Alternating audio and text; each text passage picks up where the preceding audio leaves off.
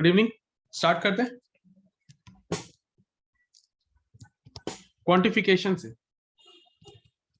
इसके अंदर सबसे पहले अपना टॉपिक है एलिगेशन एंड मिक्सचर। क्या होगा, अपन को दो आइटम या दो अलग अलग रेट का आइटम देगा, उसको मिक्स करके अपन को एक तीसरा रेट का आइटम बनाना है। तो अपन बोलेगा कौन सा आइटम को कितना अपन को मिक्स करना चाहिए। फॉर एग्जाम्पल सपोज मेरे को बोलेगा मेरे पास दो टाइप का टी लीव है, मेरे पास दो टाइप का चाय है। क्या क्या है, एक चाय है जिसका रेट है 25 रुपए पर केजी और एक है जिसका कॉस्ट है 45 रुपीज पर केजी।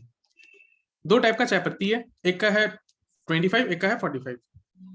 मेरे को क्वेश्चन में बोला है मेरे को ये दोनों को मिक्स करके एक नया टाइप का चाय बनाना है जिसका कॉस्ट आएगा 40 रुपीज पर केजी। तो ये वाला कितना और ये वाला कितना मेरे को मिक्स करना चाहिए, किस रेशियो में मेरे को दोनों को मिक्स करना चाहिए।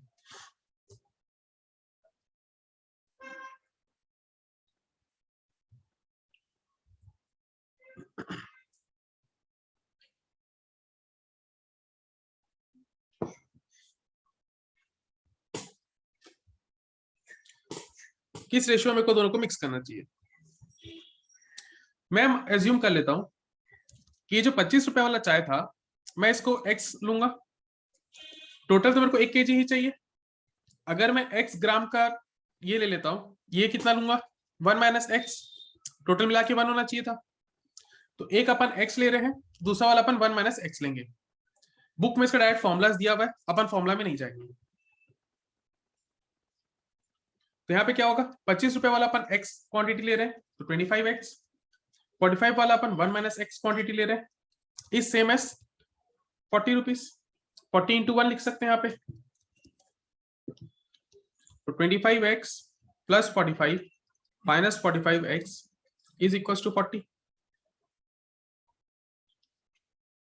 तो ये हो गया 45 minus 20x is equal to 40, या फिर minus 20x equal to 40 minus 45 minus 20x equal to minus 5। x का वैल्यू हो गया माइनस 5 बाय माइनस 20 या फिर 1/4। x का वैल्यू हो गया 1/4। तो अपन जो 25 रुपीज वाला है वो 1/4 क्वांटिटी लेंगे।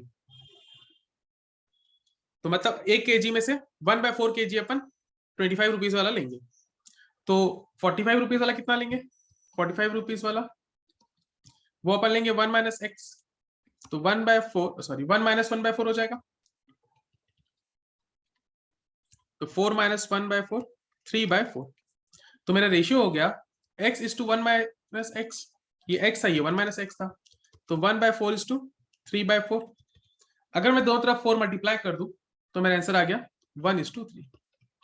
तो मेरा दोनों टाइप का कितना कितना रेशियो रहेगा, 1:3 के रेशियो में रहेगा।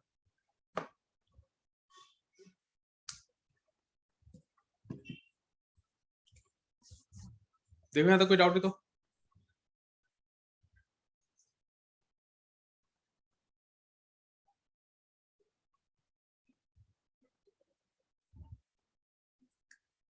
अपन क्या किए यहाँ पे, अपन ये अज्यूम कर लिए कि 25 रुपए वाला अपन x क्वांटिटी ले रहे हैं, 45 वाला अपन 1 माइनस एक्स ले रहे हैं। 1 माइनस एक्स क्यों लिए, टोटल मेरे को एक लेना है क्वांटिटी, टोटल क्वांटिटी 1 केजी है तो 1 माइनस एक्स। तो 25 रुपए वाला into x quantity 45 into 1 minus x quantity is same as 40 into 1। बस अब इसको थोड़ा सिंप्लीफाई करते गए तो मेरे को x मिल गया, थोड़ा सा और सिंप्लीफाई किया तो 1 माइनस एक्स मिल गया और अपन दोनों का रेशियो निकाल गए। इतना सही है कॉन्सेप्ट। इसी का नेक्स्ट क्वेश्चन देखते हैं। सपोज मेरे को बोला हुआ है मेरे पास दो टाइप का राइस है, दो टाइप का राइस है। एक का कॉस्ट है 85 रुपीज पर केजी, एक का है 125 रुपीज पर केजी। दो टाइप का राइस है, एक है 85 रुपीज पर केजी वाला, एक है 125 रुपीज पर केजी वाला। मैं एक न्यू वैरायटी कैसे बना रहा हूं मिक्स करके, मैं एक नया वैरायटी कैसे बनाऊंगा। इसमें रेशियो होगा 2:3 का, ये दोनों का मिक्स का रेशियो होगा 2:3। मेरे को नया वाला प्राइस चाहिए, न्यू प्राइस क्या होगा। लास्ट क्वेश्चन में अपन को प्राइस दिया हुआ था, रेशियो पूछा था, अब रेशियो दिया है, प्राइस पूछा।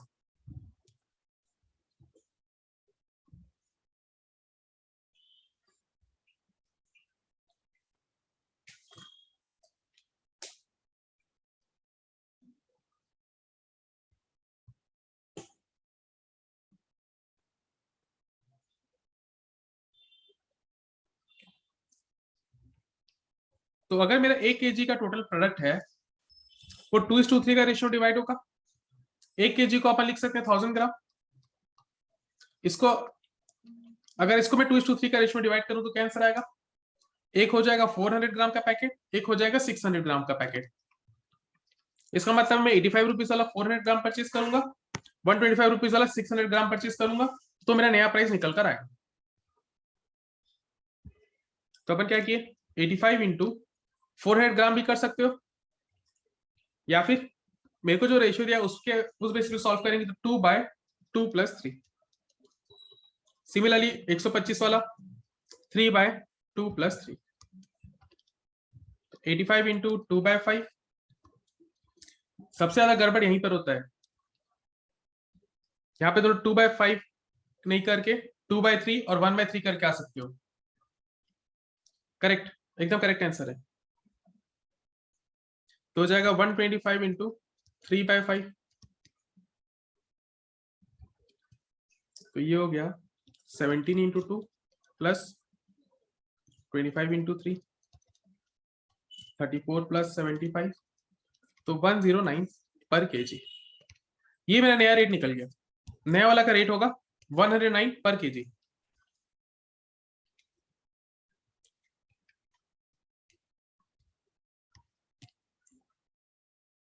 तो जो नया वाला मिक्सचर है वो मेरे को कॉस्ट लगेगा 109 रुपीज।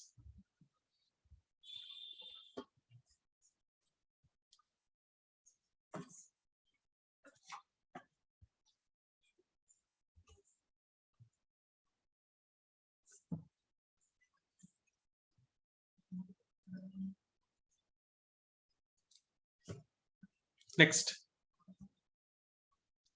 Question number 3। मेरे पास दो वेसल है, मेरे पास दो वेसल है, vessel 1 and vessel 2, vessel 1 and vessel 2। Vessel 1 में मिल्क और वाटर है, वेसल 2 में मिल्क और वाटर है। फर्स्ट वाला वेसल में मिल्क और वाटर का रेशियो 5:3 का, सेकंड वाला में रेशियो है 13:3 का। मेरे पास दो कंटेनर है, दूध और पानी उसमें मिक्स है। फर्स्ट वाला कंटेनर में मिल्क और वाटर का रेशियो है 5:3, सेकंड में है 13:3। मैं इससे मिलाकर एक नया कंटेनर बना रहा हूं, मैं ये दोनों को मिक्स करके एक नया कंटेनर बना रहा हूं,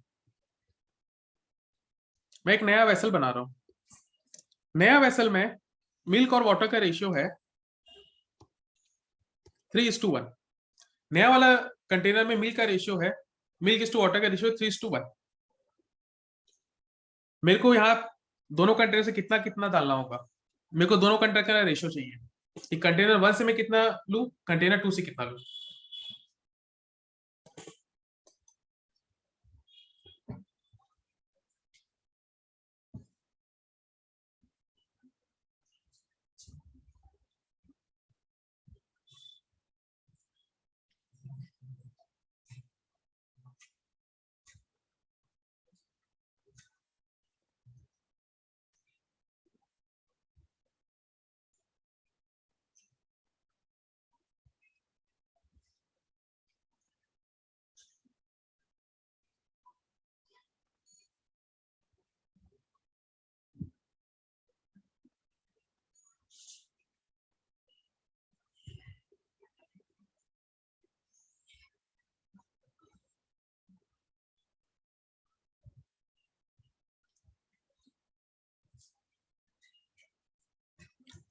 तो अब इसका तरीका क्या हो सकता है समझते हैं।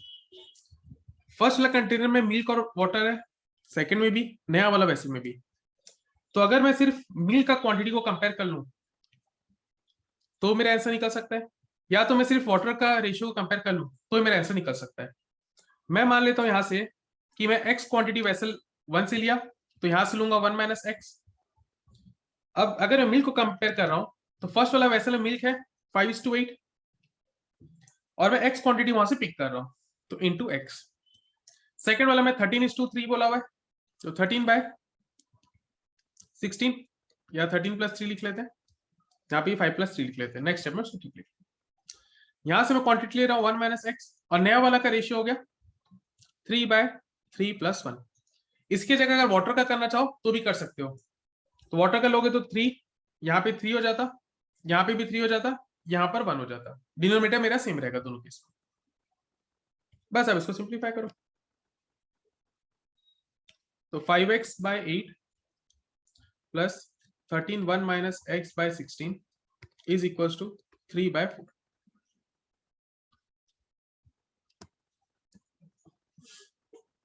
एलसीएम ले लेते हैं 16 का, तो 10x plus 13 minus 13x is equal to 3/4। बस अब इसको सिंप्लीफाई करते जाओ, 13 - 3x इज इक्वल टू 3/4।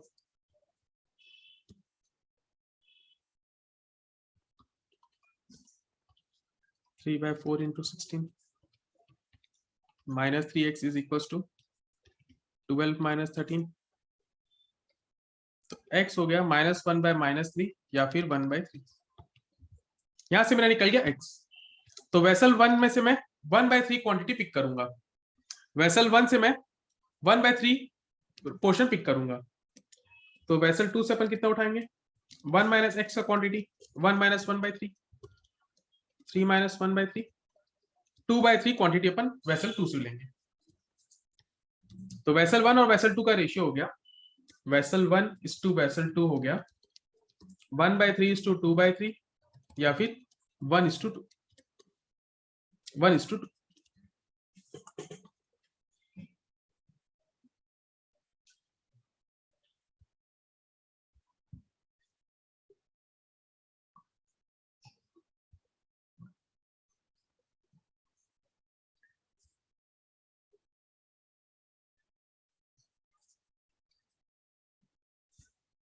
कोई डाउट यहां तक?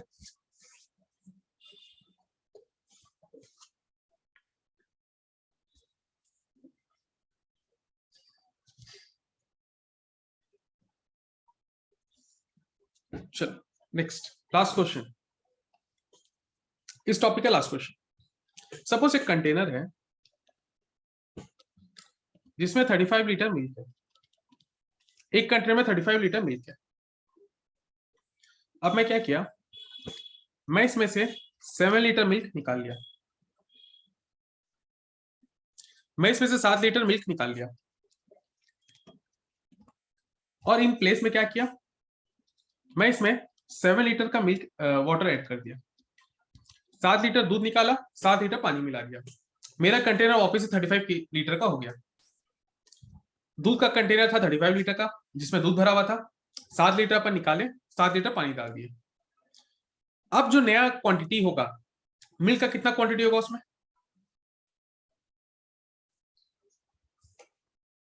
मिल्क का कितना क्वांटिटी होगा उसमें,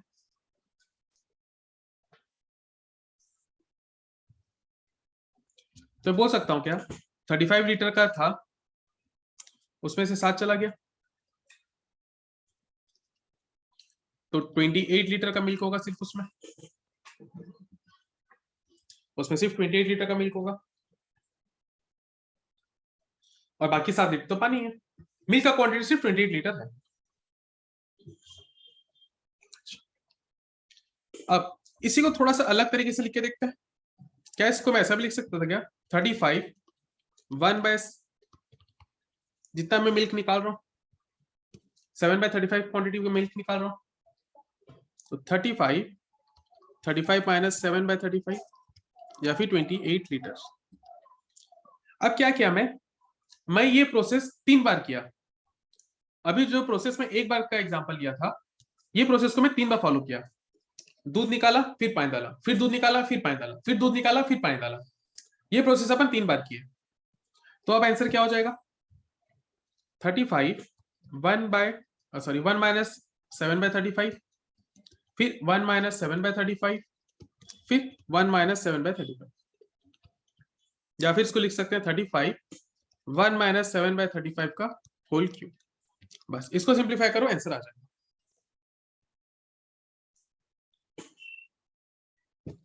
क्या हो जाएगा, इसको सॉल्व कर देखते हैं।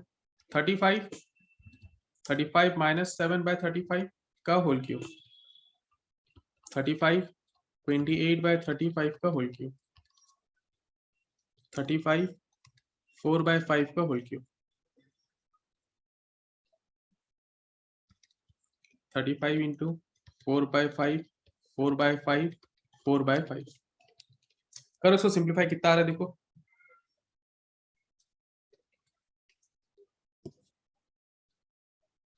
बस एक बार कट रहा है, बाकी तो कुछ सिंप्लीफाई होगा भी नहीं। तो ऊपर हो गया मेरे पास 7 इंटू 64/25,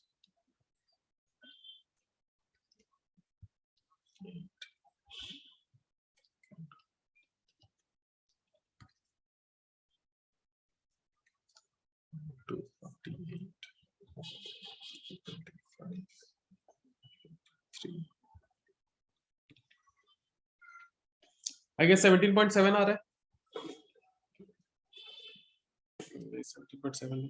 17.9 आ रहा है आई गेस। तो अब कंटेनर मेरे पास बचेगा 17.9 लीटर का मिल्क। अगर मैं सेम प्रोसेस 3 बार करता हूं तो मेरे पास बचेगा 17.9 लीटर और मिल्क।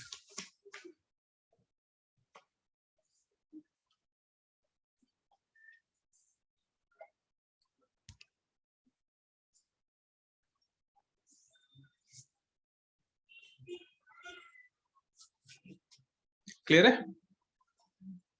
चले नेक्स्ट टॉपिक में।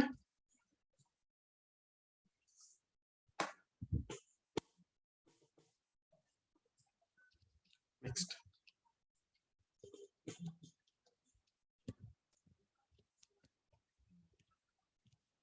Boats and streams.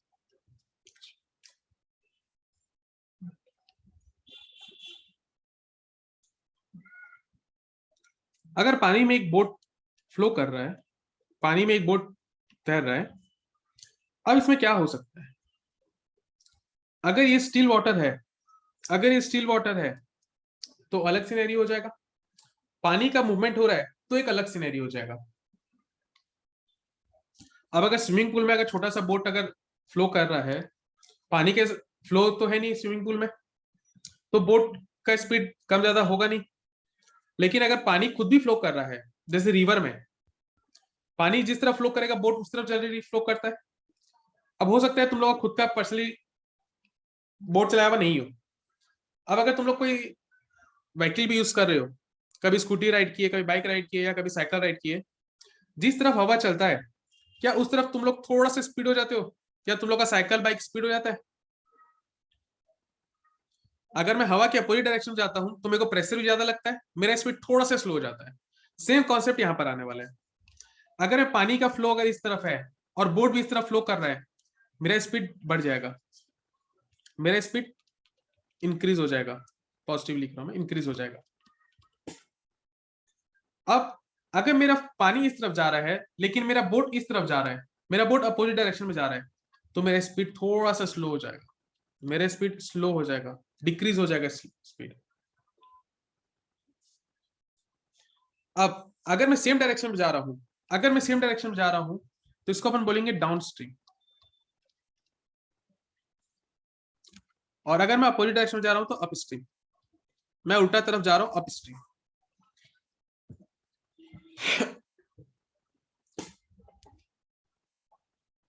करेक्ट। अब क्या होगा, मेरे को दो स्पीड दिया रहेगा क्वेश्चन में, मेरे को दो स्पीड पता होगा। एक तो बोट का जनरल स्पीड, अगर पानी मूव कर रहा हो नहीं कर रहा हो बोट का क्या स्पीड रहता है, और एक पानी का स्पीड, और एक पानी का स्पीड। दो स्पीड अपन को पता होगा। एक्स हो गया speed of boat in still water. अगर स्विमिंग पूल में भी अगर मेरा बोट तैर रहा होता तो क्या स्पीड से बोट जाएगा, बाय हो गया स्पीड या फ्लो ऑफ वाटर, पानी की स्पीड से आगे पीछे हो रहा है। जब मेरा सेम स्पीड सेम डायरेक्शन में जा रहा है या इंक्रीज हो रहा है स्पीड, तो मेरा फॉर्मूला हो जाएगा x प्लस वाई। बोट का खुद का स्पीड तो है ही, और पानी के स्पीड से उतना एक्स्ट्रा मैं स्पीड ले पाऊंगा।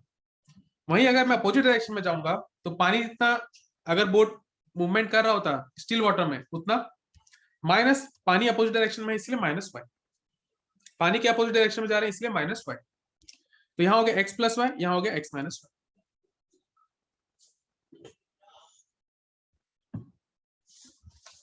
एकदम सिंपल सा एग्जांपल लेते हैं एक बार।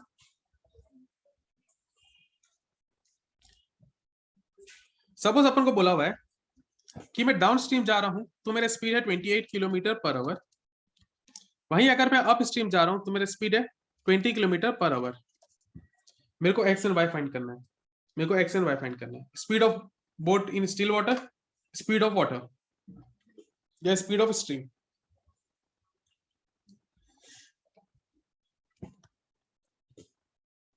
स्पीड ऑफ वाटर या स्ट्रीम मेरे को फाइंड करना है।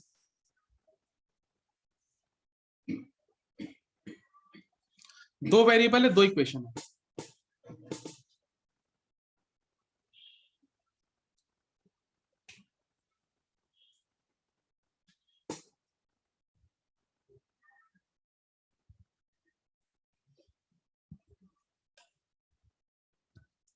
तो x + y = 28, x - y = 20। दोनों इक्वेशन को एड अप करो।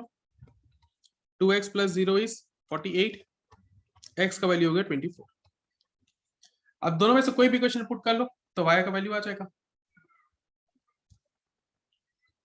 तो x + y = 28, y = 28 - x, 28 - 24 या फिर 4, x और y आ गया। तो मेरे स्पीड हो गया 24 किलो, x हो गया 24 km/h। ये है मेरा speed of boat in still water. Speed of stream ये हो जाएगा 4 km/h। करेक्ट आंसर एकदम।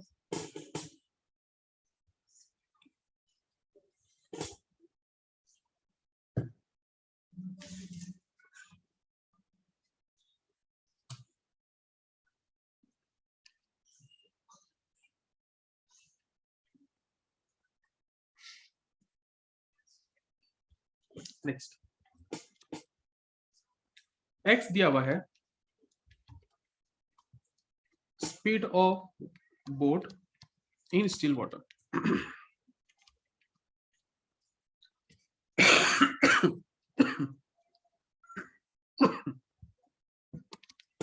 ये अपन को दिया हुआ है 15 km/h। मेरा बोट 15 किलोमीटर की स्पीड से तैर रहा है इन स्टिल वाटर। फिर बोला है it take thrice as long to go upstream to a point as to return downstream।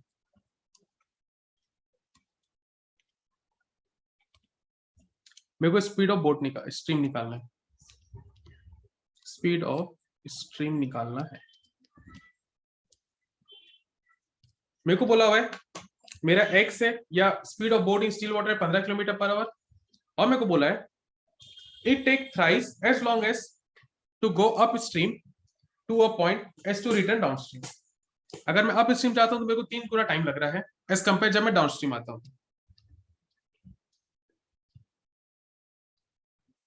तो यहाँ पे अपन को टाइम से रिलेट करना होगा। टाइम से रिलेट कौन सा फॉर्मूला यूज कर सकते हैं? Speed is equal to distance by time. देखो इसको यूज कर सकोगे तो।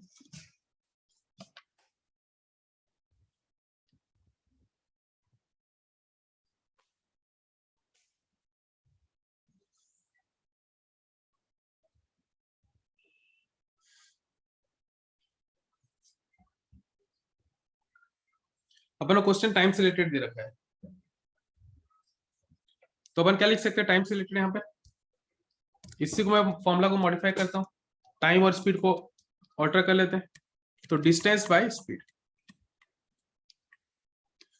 अगर मैं अप स्ट्रीम जा रहा हूं तो डिस्टेंस तो मेरा d, दोनों समय सेम होने वाला है, अप जाओ या डाउन जाओ। स्पीड क्या होगा, स्टिल वाटर का था 15, मेरे को स्पीड ऑफ स्टीम निकालना है, let it be y, 15 minus y। Down stream का डिस्टेंस तो अभी भी d रहेगा, स्पीड हो जाएगा 15 प्लस y। मेरे को क्या बोला है क्वेश्चन में, it take thrice as long to go upstream, ऊपर जाने में मेरे को 3 गुना टाइम लगता है, ऊपर जाने में मेरे को 3 गुना टाइम लगता है। तो d by 15 minus y is 3 times of d by 15 plus y। बस अब इसको सिंप्लीफाई करो, आंसर आ जाएगा। अपन दोनों तरफ से d को कैंसिल आउट कर सकते हैं।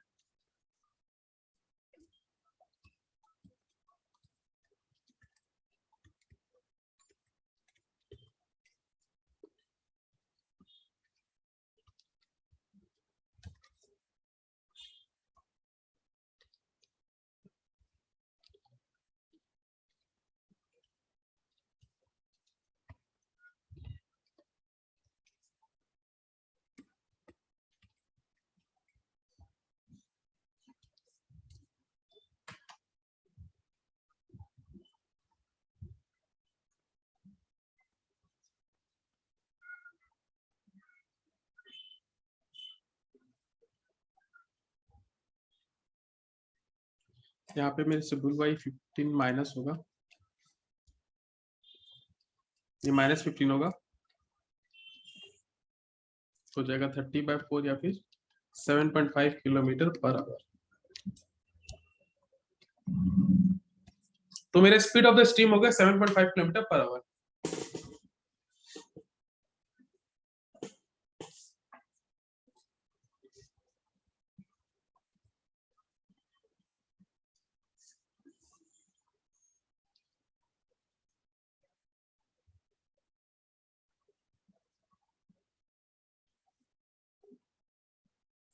कोई डाउट यहां तक?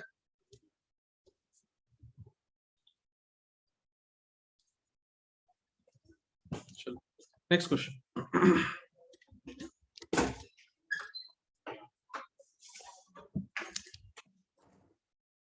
देखो स्पीड ऑफ स्ट्रीम दिया हुआ है 2 kilometre per hour, speed of steam is 2 kilometre per hour. एक बोट है, वो 10 किलोमीटर जाता है up stream and return back in 55 minutes. ऊपर जाके नीचे आते हैं 55 मिनट्स में, 10 kilometre up and return back in 55 minutes. मेरे को निकालना है speed of boat in stream water, in still water.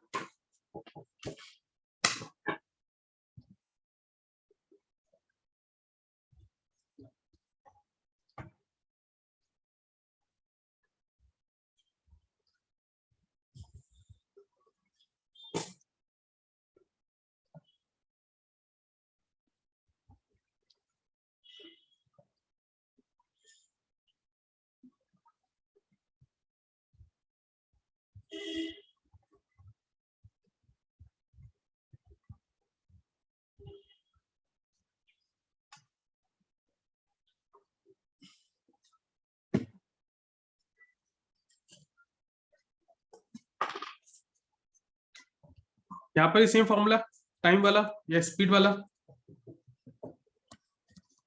Distance by speed, distance by speed वाला फॉर्मूला यहाँ पर भी यूज कर सकते हैं अपन। अब डाउन में जाने में कितना टाइम लगेगा, डाउन स्ट्रीम 10 किलोमीटर ट्रेवल करेगा, डाउन जाएगा तो स्पीड क्या होगा, x स्टील वाटर का स्पीड प्लस 2, अप स्ट्रीम का 10/x माइनस 2। बस अब इसको सिंप्लीफाई करो, दोनों का मिला के मेरे को लग रहा है 55 मिनट्स, ओवरऑल मेरे को लग रहा था 55 मिनट। तो 10 by x plus 2 plus 10 by x minus 2 is 55। अब एक चीज ध्यान देना, बाकी टाइम तुम लोग का आवर में है या मिनट में है। अगर बाकी टाइम को आवर में लिए हो तो यहाँ पर बाय 60 भी होगा, या तो सबको आवर में लो या तो सबको मिनट में लो।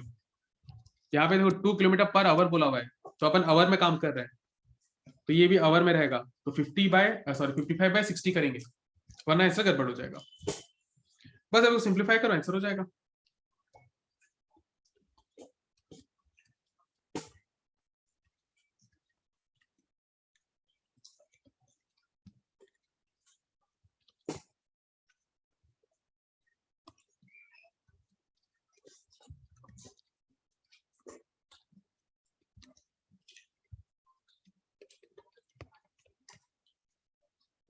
और इसको सिंप्लीफाई करते जाओ, तो +20 -20 cancel,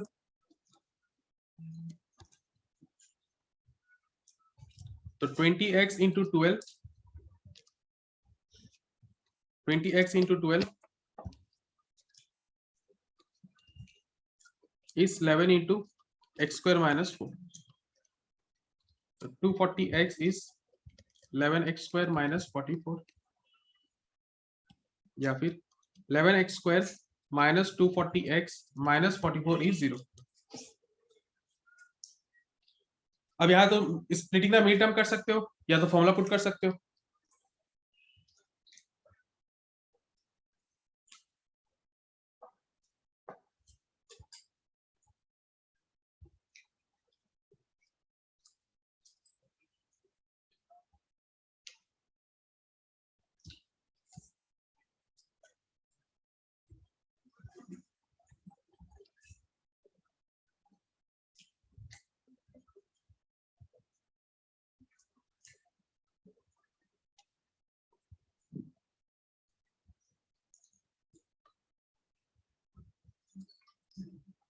splitting the mid term का बताओ क्या क्या स्प्लिट हो सकता है।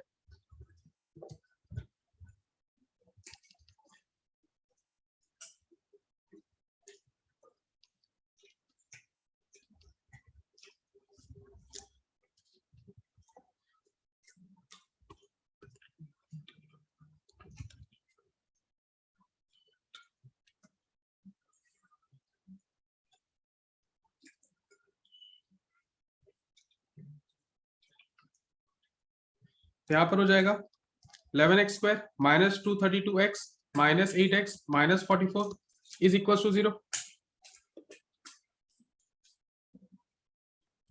11x कॉमन,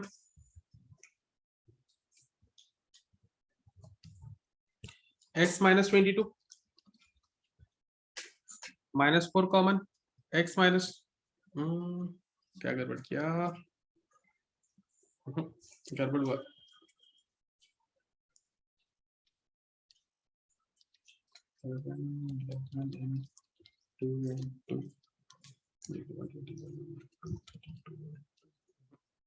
गड़बड़ हुआ है, स्प्लिटिंग में एरर है, फिर से स्प्लिट करके देखो कहां पर एरर हुआ। क्या हो जाएगा 11x square minus 242x plus 2x होना चाहिए। 11x common, x minus 22 plus 2 common, x minus 22 is equal to 0। 11x plus 2 और एक हो जाएगा x माइनस 22, तो आइदर 11x प्लस 2 इज 0 और x माइनस 22 इज 0। तो x का वैल्यू हो गया -2/11 या फिर x का वैल्यू हो जाएगा 22। अब स्पीड तो कभी नेगेटिव हो नहीं सकता, स्पीड तो कभी नेगेटिव होगा नहीं, तो -2/11 कैंसिल हो गया, तो मेरा x का वैल्यू हो जाएगा सिर्फ 22। तो मेरा स्पीड हो गया इन still water 22 kilometre per hour. 22 kilometre per hour की स्पीड से अपन ट्रेवल कर रहे हैं।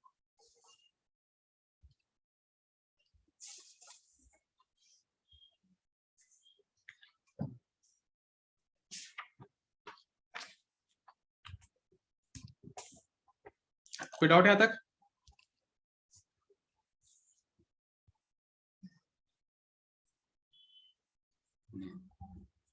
ठीक है, फिर अपन नेक्स्ट क्लास में कंटिन्यू करते हैं। चलो बाय।